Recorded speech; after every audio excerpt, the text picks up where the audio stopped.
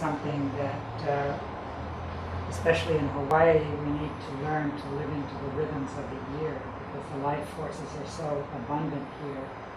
There's, I think, much more of an opportunity to do that, even though it's very subtle. We're naturally drawn to be a little looser in the physical body just through the geography that we're in here.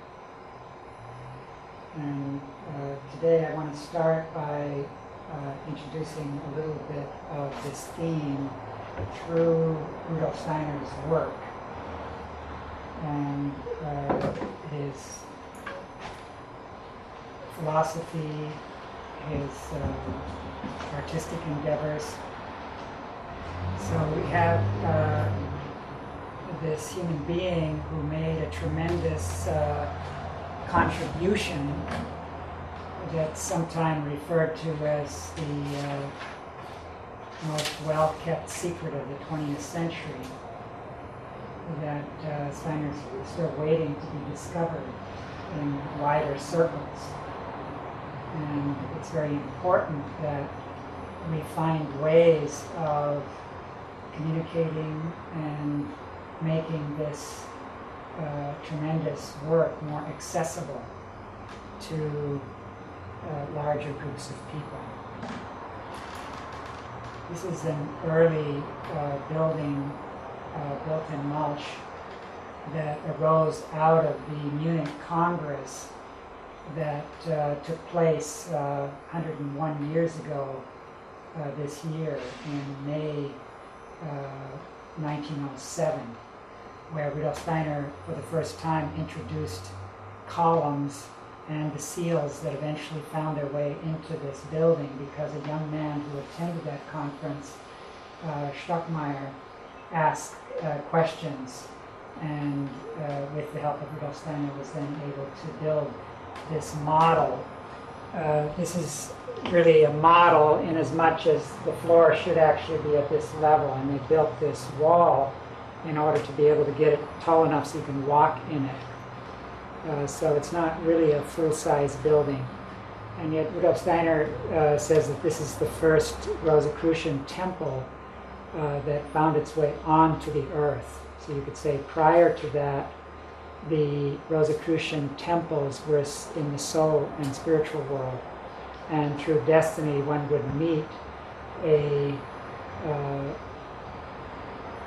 individual, often in faraway places like Parsival meeting Trebizond, who would then introduce the individual who found his way there into these deeper mysteries of Christianity, and over time then prepare them to be able to gain access through inner vision, inner seeing of the temples of the Rosicrucians. These are 6 of the 7 seals that were carried out by Clara Reddish. With Steiner's indication, he made sketches. And many of these have something in common with the Book of Revelation. The first one is this one here, the being whose eyes are like coals of fire, whose feet are like molten brass, who has a golden girdle and a fiery sword coming out of his mouth, and 7 stars in his right hand. And here you have the Lamb in the midst of the 4 living creatures that takes place in the 4th chapter in the Book of Revelation. And here you have the 4 horsemen of the apocalypse and the 7 trumpeters. So these seals have to do with the world of imagination, the columns with the world of inspiration, the world of tone. And these trumpets have to do with inspiration as well, inner hearing as opposed to inner seeing. And this really is the seal that belongs to the earth as the 4th seal, most prominently, where all of humanity is crossing the threshold. And there's the birth pillar, the Joachim pillar, and the Boaz pillar, where here one passes from the spiritual world into the physical, here it's from the physical into the spiritual. And these birth and death mysteries are the 4th mystery, which belongs to the earth. But on another level, this is very important because we're in the fifth stage of the Earth, the so-called post-Atlantean period, which is really hearkening to the future, the new Jupiter condition, the new Jerusalem of the future, the Golden City. So that we have in our time the second coming of Christ, the cosmic Christ. And then we live in the age of Michael, who is then able to conquer the dragon and provide us a key into the future. This is the seventh seal called the Grail seal, and you can see on it these ED, that's ex Deo Nascimur, in Christo Morimur, and Per Spiritum Sanctum Revivissimus. These are three Rosicrucian sayings that occur in Rudolf Steiner's work in many instances. This is a Grail triptych that Rudolf Steiner conceived, and Anna Mai, an artist, helped them to execute. It's missing the right panel, so I couldn't get it in one piece here, and I kind of pieced it together there, so it's not a perfect match. But here on the left, one would have the ex Deo Nascimur. Here it's more the Yahweh Elohim at work, working through the bloodstream of the Jews. Here is Melchizedek, Abraham, Isaac, and Jacob. And here you have Moses looking at the burning bush, and Solomon and Hiram and the Queen of Sheba in the middle. So the temple builders, Christ would eventually embody in the Jesus vessel this human temple, that the Solomon's temple was kind of a bridge towards the cosmic mysteries that then mediated these mysteries of the human body in its deeper sense. There's a lot in this picture I can't go into today. These are archai beings who rule over periods of 2,160 years, which is a Platonic month in a Platonic year. These are archangels, these are angels. This is like the Ark of the Covenant here. And in the middle you then have the tree of life that was restored by Christ, and Joseph of Arimathea gathering the blood that then flows also into the earth and is taken up by the three mysterious mothers who represent the threefold soul of the earth that was laid as a foundation in Old Saturn, Old Sun, and Old Moon. And Rudolf Steiner places this event of the Christ as the solar logos, the sun being, at the very center of Earth evolution. Here you have the Buddha in this pillar of this archai, and you have a initiate with his eyes closed. Here you have John the Divine, who holds the earth symbol, and an initiate with his eyes open. And juxtaposed to Moses, we have Paul here, who looks into the future, into the age of the Holy Spirit, in the Per Spiritum Sanctum Revivissimus. The Queen of Sheba represents the world soul, and the zodiac, the world of stars, are received by her, and she's the bearer of the Holy Grail. And this is the crown that you could say was Lucifer's crown, and the stone that was knocked out of it in the battle with Michael.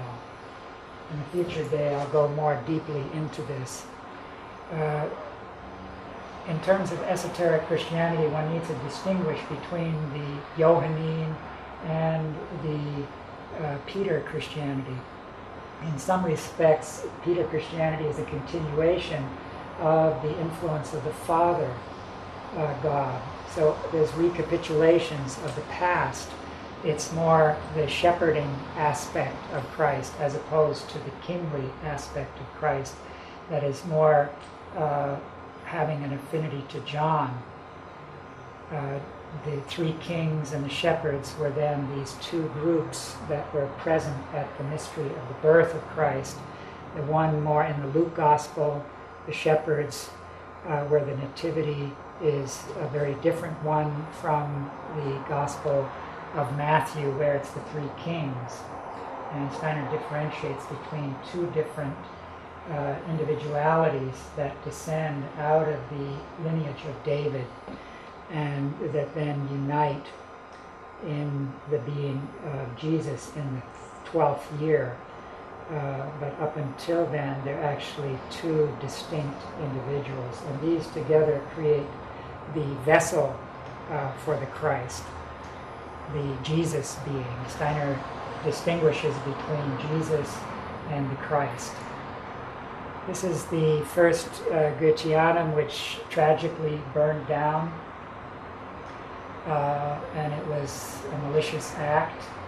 Steiner referred to the jealousies of men in contradistinction to the jealousy of the gods, which was more the case with the burning of the temple of Ephesus. Both have a connection with the mysteries of the Word, the Logos, which were coming to an end with the burning of the Goetheanus, the burning of the temple of Artemis Diana in Ephesus on the same day that Alexander the Great was born. And that here with this building there was meant to be a renewal of the new Logos mysteries, the new mysteries of the Word. This is a rendering of the small cupola. This sculpture was meant to be placed in the very center. This whole building was meant to, in an artistic way, embody the living spirit of Anthroposophy in all of its forms and all of its artistic dimensions. This was the only thing that survived the fire because it hadn't been placed yet. The building hadn't been formally inaugurated. They've been working on it for 10 years when it tragically burnt down. These pillars are, some of them, close to 40 feet tall, so it's a very large building. It's one of the largest stages in Europe. The whole cupola here was painted, and this was all carved wood. Professionals together with amateurs working on these things at the same time that the war was going on in the rest of Europe. This deed was going on in Switzerland. This is a rendering by Albert von Baraballa, the same man who made that model, or the prototype of the model we have in the other room. You can see the size here with the persons here. This is a kind of replication or reconstruction of the central painting motif that would have been over the sculpture in the small cupola. And this is a very unique building with its double cupola. It's a new impulse in art. This is a image of the red window, which was in the west. So when you came in through the door, you would have come in on this side. This window would have been directly over this. You had two stairwells that could come up, and then you would be able to walk to your seats around in between these columns. There were 4 windows on each side that were carved out of glass, thick glass. And the sculpture would have been here. These are 12 columns, 2 sets of 6 and 2 sets of 7 columns. Each of these columns were distinct. The shortest one was here, the longest one was here because the floor was descending. And each of them were a different diameter. Each one of the pillars were made of 9 pieces of wood laminated in a pentagonal shape with a star form inside of it, so that there were many very unique features in this building. Each of the pillars were of a separate, different wood that was related to the planetary influences. This is the triptych of the red window, starts on the left here. This is sort of the descending path, and the threefold counter forces of thinking, feeling, and willing are still quite strong. Here you have Michael being invited into the heart of the human being. Steiner talks about the birth of imaginative consciousness, the rising of an inner sun through the Michael being entering our hearts, leading thoughts over from the head into the human heart. And that you have then the chakra on the forehead, the 2-petal lotus, and then the 16-petal lotus of the throat chakra. And you then have these beings from the higher world that can then be related to the sun forces and the moon forces, the lion and the bull. And here you have the reascending, and the sun forces have been brought into the human being and won an inner victory. And these beings who had been prominent here have diminished in their power and receded. So this is representative of a path of initiation, the higher human being in us. This is image of the podium that Rudolf Steiner made a model of. The one that was in the building burned down. And this is another version of the first seal with the cosmic Christ, the Logos with the fiery sword coming out of his mouth. And the microcosmic Logos was then a living reality in this house of the Word. Steiner distinguished between the Arthurian knights who wielded the sword that brought order and brought morality into the far-flung realms of Europe, which was still pretty primitive, and so they were more knights of the sword. But the Grail Knights were knights of the Word, knights, you could say, of the microcosmic Logos mysteries. And these harken back to Ephesus and the goddess Artemis, and Heraclitus was one of the teachers there. And John the Divine and Mary, or the mother of Jesus, who you could say was overlighted by the Sophia being, lived in Ephesus. And you could say she was very much involved in the writing of the book of John. One can call it the Sophian Gospel. Through the purification of the astral body, we restore it to its virginal quality, and it then, in an esoteric sense, can be called the Holy Sophia, whose other name is wisdom, the living wisdom, the blueprint of creation, the living blueprint of the creation. This is the second Goetheanum, which is still standing. That was replaced the first Goetheanum after it burned down. Rudolf Steiner still made a model of this before he died in 1925. A few years ago, these columns were added, and the paintings in the cupola were added. For a long time it was bare. And so that's a very positive manifestation. Here, of course, you don't have the round columns, you have something more modern. And part of this building was paid for with insurance money, so it didn't have the same sacrificial quality that the first Goetheanum has. And on the level of the Grail mystery, this building would have fit right over top of the first Goetheanum where it had been. And one could say that the first Goetheanum, one of the mysteries embodied in it in terms of sacred architecture is the human head, where the big cupola relates to the cerebrum, the little one to the cerebellum, and this new building can be seen as a kind of a skull that covers the etheric brain.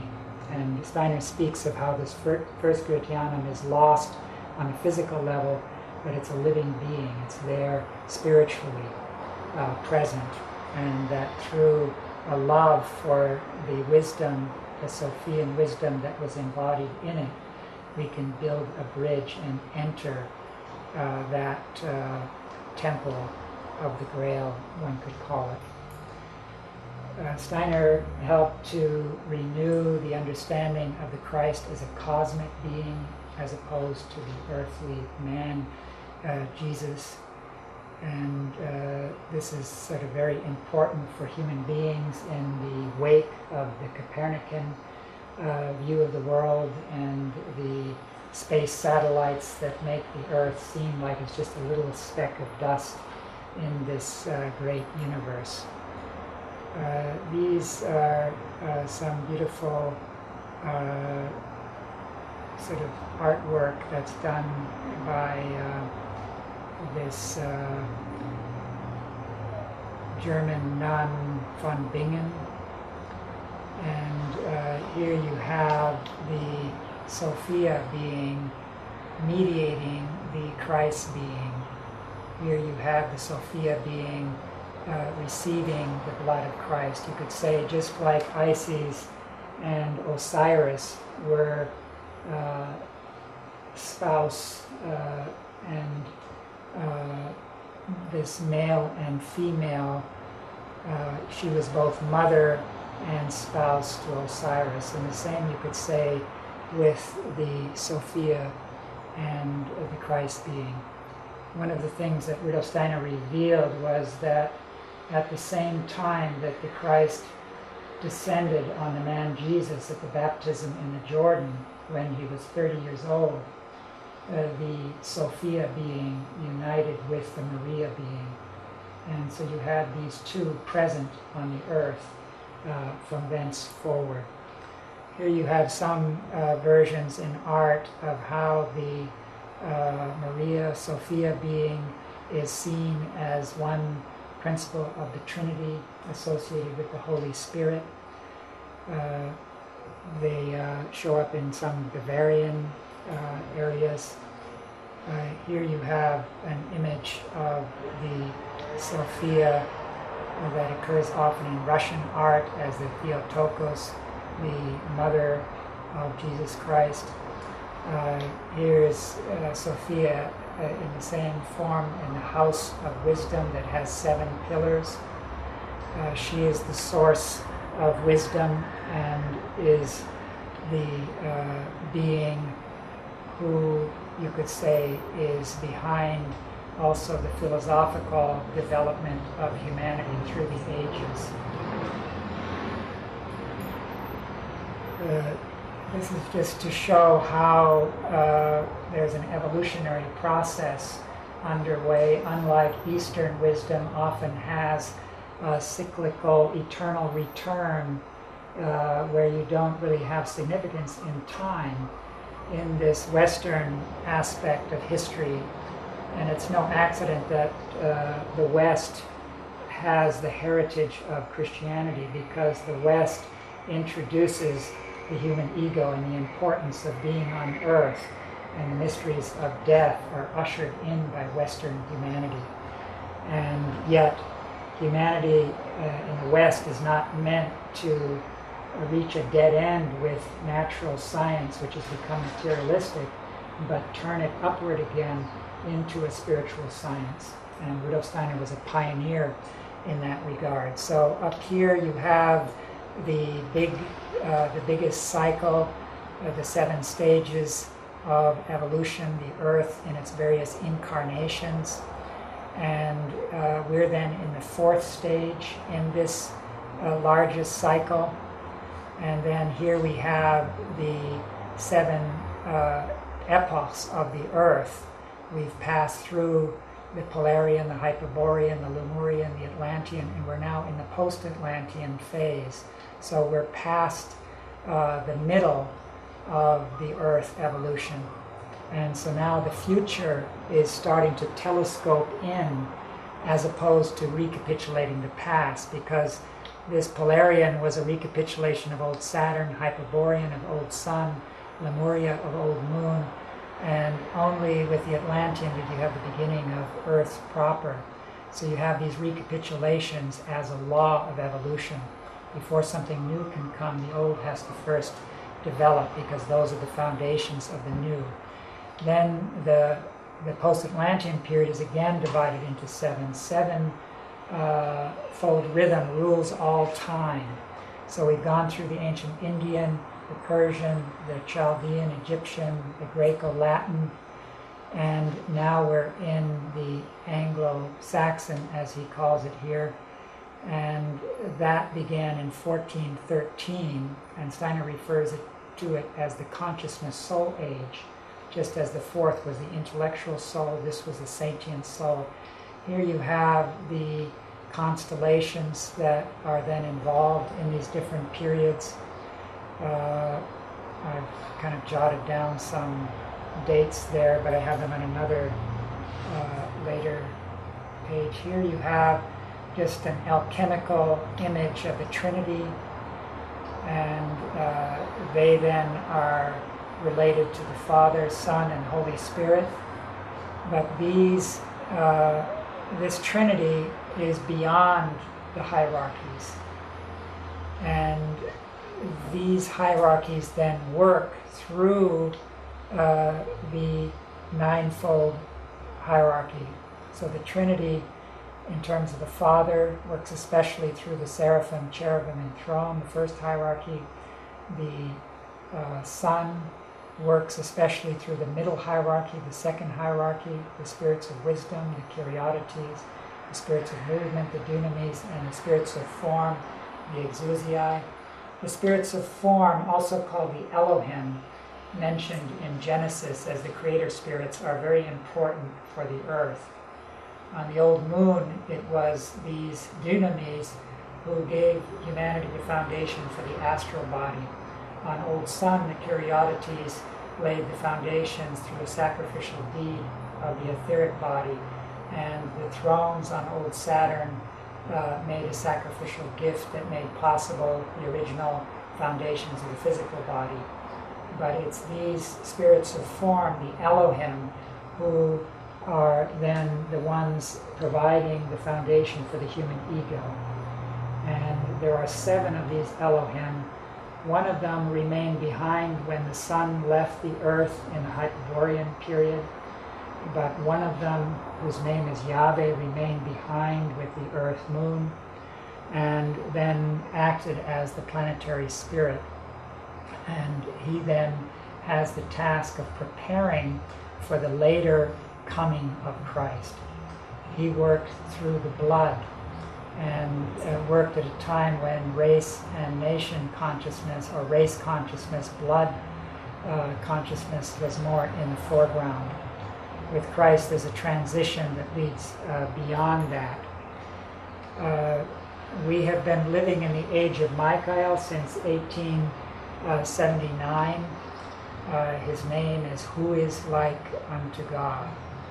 He is the son and defender of the Sophia being, and is called the countenance of Christ. These are the archangelic periods that Steiner outlined these in a lecture towards the end of his life. So the last Michael age was in the period of AD.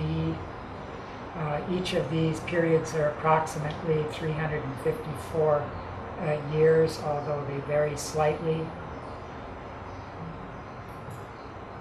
Christ is then, in Steiner's view, seen as the sun being, the solar logos, who then comes to the earth.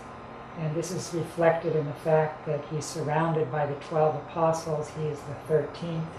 You see echoes of this in the Arthurian Knights of the Round Table, where the archetypal knights are a 12-fold circle, and Arthur represents the sun and Guinevere the moon.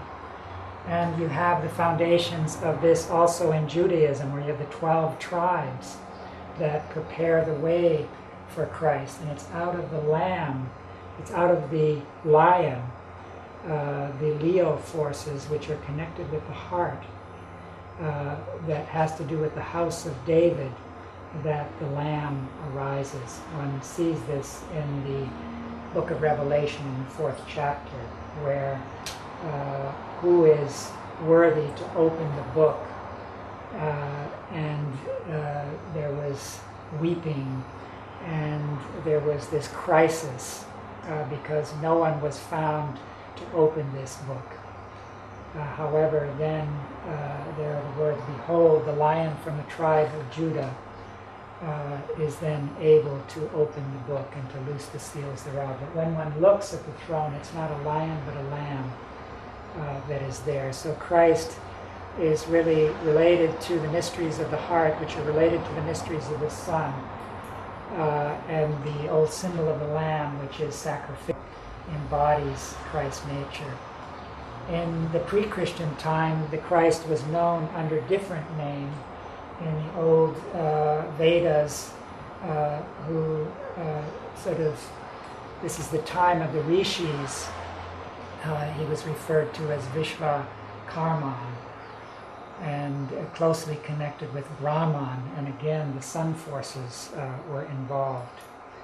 In the Persian period, where Zarathustra lived, he was seen as Ahura Mazda, the great aura of the sun, and much of the prophetic stream that flowed into Judaism really came from this stream of Zarathustra. There was an incarnation of Zarathustra as Zaratas in the 6th century BC in Babylon, during the time that the Jews were in Babylonian captivity. And they then received some of these teachings of Zaratas. And you could say it's from his mystery school that the 3 wise men, the 3 kings, then came looking for the Jesus child, because this child was connected with the incarnation of Zarathustra. Zarathustra, also called Zoroaster in the Greek, means the golden star. One also meets Christ Michael in Marduk in the Babylonian mystery tradition, and as Apollo in the Greek mysteries, so that one has these pre-Christian insights into this mystery of birth, death, and rebirth. The Phoenicians, whose national name incorporates the word phoenix, had then some pre-Christian grail mysteries, one could call them. One of the symbols on their altar was the moon with the sun in it. And prominent in their mythology is then the phoenix, who shows up all around the world in different cultures. From India in the East, you have the being of Krishna, who again is a precursor of the Christ being. The Krishna being also plays an important role in the birth of the Nathan, Jesus child, the priestly line. And Buddha also then, according to Steiner, overlights the scene where we see the shepherds in the field in the Luke Gospel. And this peace on earth to men of goodwill is really an inspiration of the Buddha, who bestows his Nirmanakaya as a gift to the Jesus being. Steiner speaks of 12 bodhisattva, who in turn then bring a new revelation of the central sun mystery. The 12 bodhisattvas, you could imagine them sitting in deep meditation in a circle around the Christ Son, and at different times in history then bringing different aspects of this mystery to the earth. So at present, it's the Maitreya Buddha who is on his way to becoming the future Buddha. So each of these bodhisattvas goes through many incarnations during a period of 5,000 years, which culminates then in the enlightened stage that Buddha reached, only each is distinct and unique and brings different gifts. So the Maitreya, you often see him sitting on a chair as opposed to the lotus posture. One has many other initiates who played an important role in mediating the Christ influence. Rudolf Steiner points to Hermes Trismegistus, who That should be an E. in the G-R-I-S-M-E. E-G-I-S, yeah. Thank you. And the thrice great, he is called. Both of these, according to Steiner, are pupils, initiates that were really initiated through the being who stands behind the name Zarathustra. And he bestowed his astral body on Hermes and his etheric body on Moses. So again, the same being who worshipped the Christ as the aura of the sun sent out these two initiates who were important leaders in these two traditions. Here you have the Great Pyramid that stands on the Giza plain. The cross-section of it here shows the various chambers. You have here the Queen's Chamber, here the King's Chamber, the Great Hall, and of course the enigmatic Sphinx who poses riddles to this question of know thyself is an important utterance in the mystery schools. This is a kind of rendering of the shape of the King's Chamber and the supports above it. All that was there in this miracle of stone that has no windows, it's all totally in the dark, is this tomb that is there in the King's Chamber. And there are those in the traditional archaeology that would have us believe that this was then a tomb of Cheops.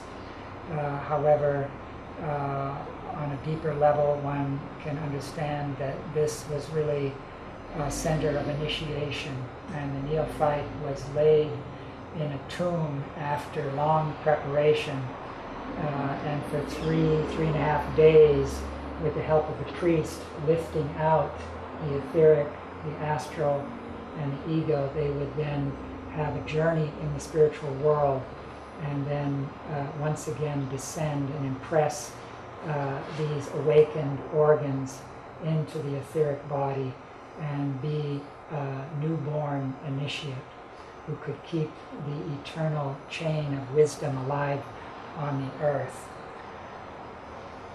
So there's very little in the way of hieroglyphs. There's a cartouche of the pharaoh, and then a few lines about how much garlic the workmen ate and things of this sort. So there's very little that speaks out of this. So here we have then some of these star shafts that are there in the pyramid that are aligned to specific stars in the heaven. This is one of the famous circular zodiacs in the temple of Dendera, dedicated to Isis, and it's part of a big temple complex. Akhenaton, who is then, you could say, a pharaoh of the Egyptians, who then worshipped the sun, that the sun was no longer just there in the heavens in the realm of Ra, but was on his journey down to the earth, so that you have this solar force reaching down towards the human realm and the human making offerings. He has very beautiful hymns to the solar divinity. And here you have the story of how Moses then, because the male children of the Jews were in danger of being slain, was put in a reed basket near the palace of the Pharaoh in the hopes that the Pharaoh's daughter would find him, and sure enough, fate has it. And this is the sister of Moses here, because they're looking then for a nursemaid for the child, and Miriam, the sister of Moses, helps them to find the mother of Moses to be the nursemaid. So here you have Christ Yahweh manifesting through the elements. He's now in the realm of the atmosphere of the earth. He's been descending from the sun for some time, and he appears to Moses in the burning bush. And Yahweh then is now mediating this influence and preparing for the physical body of the Christ through the Jewish people. The Hebrew people had to then be brought strongly under a divine discipline in order to fulfill their mission and task. And the first generation was not worthy, so they had to wander in the desert that generation till they all died off, and the next generation could then be the ones to cross over with Joshua. Even Moses wasn't able to cross over into the promised land. Here you have the great patriarchs, and at the head of them stands Melchizedek, who's a mysterious figure that also occurs here. As I said, you have the pillar of Melchizedek, Abraham, Isaac, and Jacob, this red blood pillar. Abraham, after the great battle with the kings, was then meets the figure of Melchizedek in what later was the mount that David built his stronghold or castle. It's the Sun Hill that also shows up in the book of Revelation, where the 144,000 gather. And you have the Coenaculum is also located there, where the disciples gather for the Last Supper, etc. So this was the place where Melchizedek had his sanctuary, you could say, and he's referred to as a priest king. You could say in him both the shepherd and the king are united. He's called the King of Salem, the King of Peace. And Paul later in his letter to the Hebrews says he has no mother and no father, and that Christ is really of this same order of Melchizedek. And the God that he looks up to is El Elyon, who stands above Yahweh, that the Jews then looked up to. So that already at the very beginning of the Jewish mission, you have this sun mystery center that Melchizedek comes from, and he has the offerings of bread and wine, which he then bestows on Abraham as a kind of communion. And Abraham gives 1/10 of his spoils as a tithe unto Melchizedek. So you can see how through this deed Abraham does homage to him and sees himself as, you could say, under his great stature and wisdom. And then you have Isaac here, Moses with the law, and this is from then the Chartres Cathedral, some of the many sculptures that are there. And the mount I was talking about is Mount Zion. This is then the birth of the Christ being at the baptism in the Jordan when Jesus was 30 years old. This is up until 354 AD. This is when the birth of the Christ was celebrated, as opposed to it was celebrated on the 6th of January, which is the Feast of Epiphany, that remembers the baptism. Both the Gospel of Mark and the Gospel of John then begin with this motif of the birth of the Christ. So this is then, according to Steiner, the descent of the 6 solar Elohim on the being of Jesus, mediated by John the Baptist, who had been Elijah in a previous incarnation.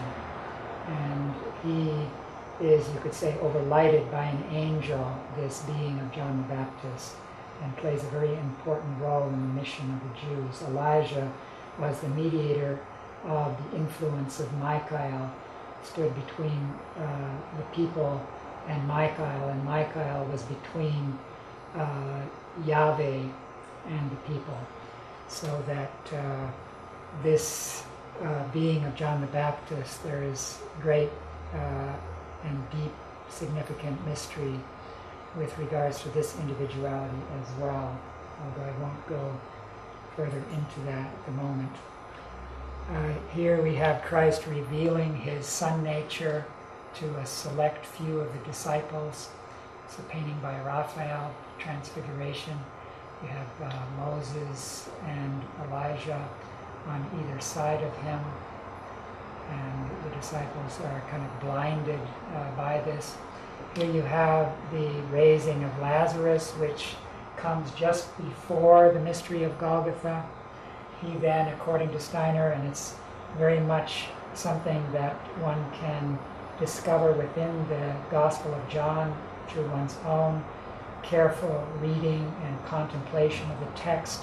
It's in the very heart of the book of John, in the 11th chapter, that this raising of Lazarus occurs. And Lazarus is the being who in other Gospels, such as Luke, is called the rich young man. He has a sister, Mary Magdalene, and his other sister is Martha.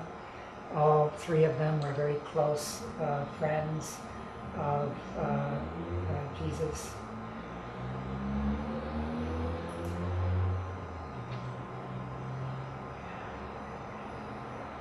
Here you have this prelude to the Passion of Christ, the Last Supper. Again, the Christ in his solar nature. This is by an artist who likes to work with the light and color element, the light and the dark. And then you have what Steiner revealed as the 7 stages of Christian initiation, which have in certain respects been superseded by the Rosicrucian 7 stages, which integrate them on a new level. But there are still those who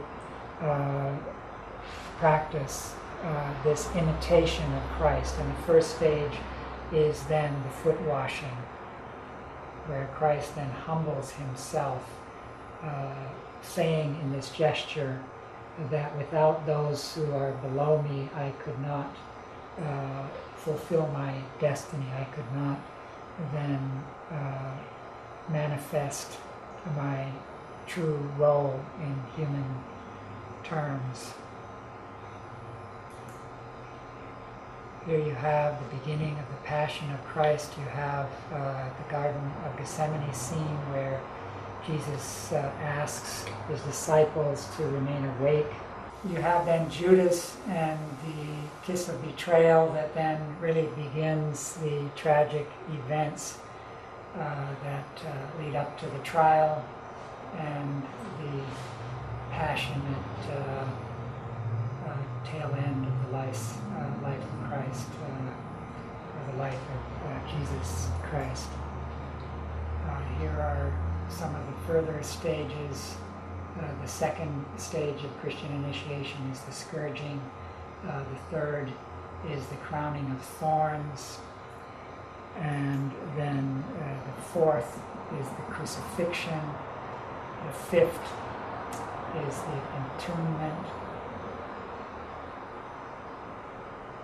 I think I have cross-bearing. Now the fourth, we have to go back there. So you had, the first was the foot washing, second scourging, third crowning of thorns, fourth cross bearing. So you really have the fifth in the crucifixion, the sixth in the atonement. Now I just wanted to place this one in the middle, where among the last words of Jesus Christ from the cross is to his mother and his beloved disciple John, saying, behold, this is thy mother, and to the mother, behold, this is thy son. And from thenceforward, John lived in close connection with the Maria being, who, as I said, was overlighted by the Sophia being. And they then later lived in Ephesus. John the Divine, up to over 100 years old. So he became this very ancient of days. This is the piercing, the spear thrust of Longinus, which plays an important role in the Grail mysteries. And you have the rending of the temple that took place at the time of the death of Christ. It's as though the mysteries that took place in Solomon's temple, there were the forecourt, then you went through the great pillars of Joachim and Boaz into the middle holy precinct where the altar of incense was located, and the golden table with the 12 showbread, and then the golden 7-branch candelabra that were there that relate to the planetary, and you could say the 12 zodiacal forces. And the altar of incense is really related to the heart, the middle of the body temple. But the head of the temple is hidden in this precinct, where there's a room that is in the form of a cube. It's all in gold, and in the middle of it is the Ark of the Covenant, where the presence of Yahweh was in the old tabernacle when this Ark of the Covenant was carried through the wilderness. This temple was patterned after that tent-like structure that was carried through the wilderness. And this really relates to the future, because the New Jerusalem is also in the measurements of a cube. And the cube is related to the mystery of space. You have up and down, left, right, forward, backward, the sixth direction of space. It's also related to the mystery of salt. Christ said, "Ye are the salt of the earth."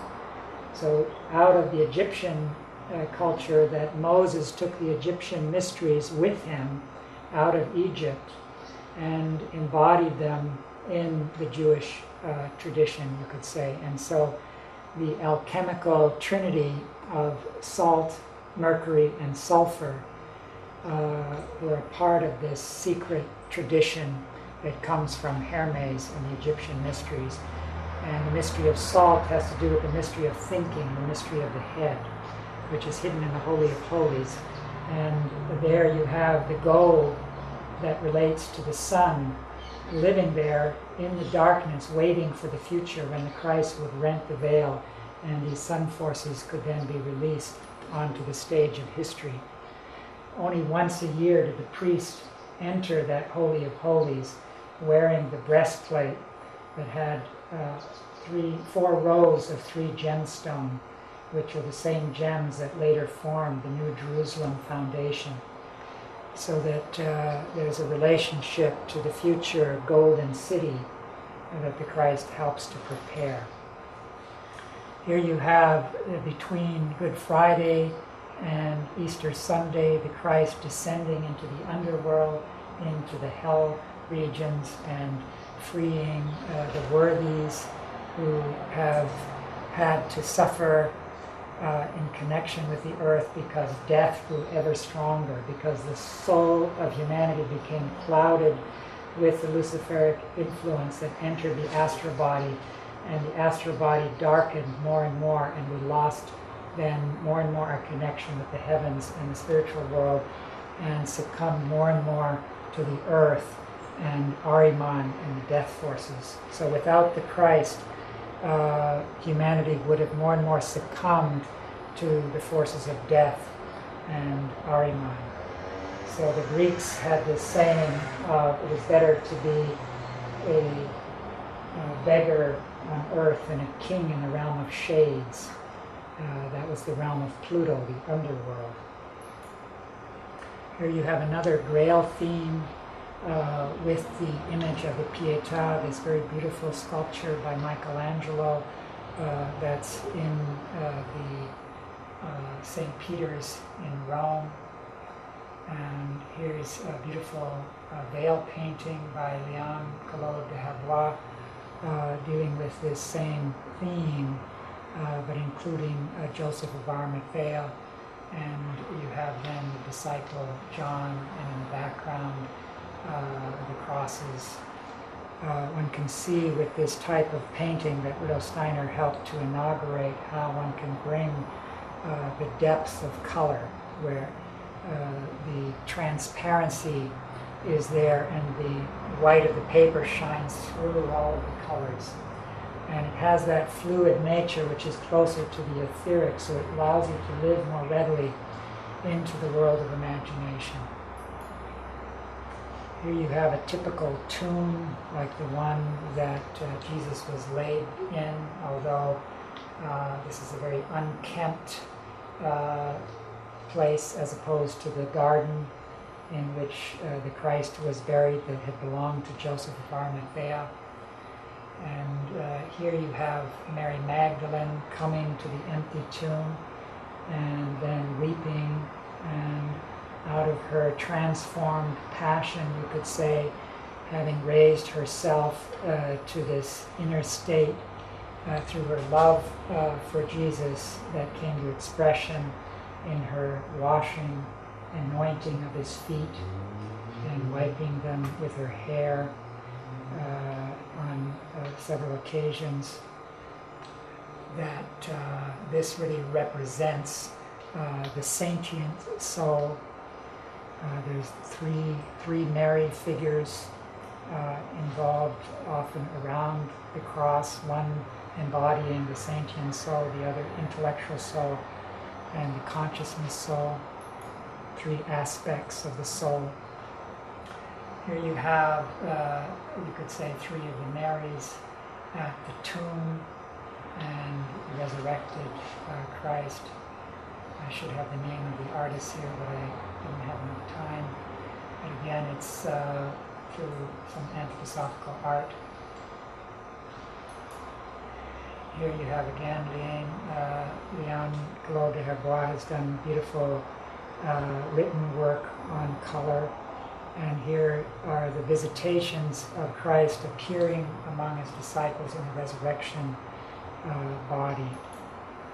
Here you have a depiction of the Ascension, which took place 40 days after Easter by Fra Angelico. And here you have 10 days later, the Feast of Pentecost, where in the middle you have the Maria overlighted by the Sophia, and the baptism of fire, the baptism of the Holy Spirit, the gift of the Holy Spirit, which really healed the confusion of tongues that came into play with the Tower of Babel through human pride that was inspired by Lucifer. That this division of humanity then harkens back, where humanity lost the old primal language that was still attuned to the logos forces of the cosmos. This was all part of the fall of man and human pride, which has in the meantime grown to gigantic proportions in scientific materialism and technology. And one could say that a lot of the buildings that are there on the skylines across the planet in the great cities, buildings of commerce, embody the same architectural impulse of human pride, where countries are vying as to who has the tallest building in the world and trying to outdo each other. so that this Pentecost event is very much a part of our time, where we live in the time of the second coming of Christ, where through his angels he bestows the gift of the Holy Spirit. And behind these Christ angels stands Michael, and we of course live in the age of Michael. This mystery of Christ's blood that is embodied in this vessel that Joseph of Arimathea used to gather the blood of Christ, that this mystery was taken up by the hosts of the angels and then later received by Tidorel in Spain, where he built then the archetypal Grail temple. This is a cup chalice that is very much connected with the Grail. That's from Valencia, Spain. There's an image of Parzival meeting the Fisher King.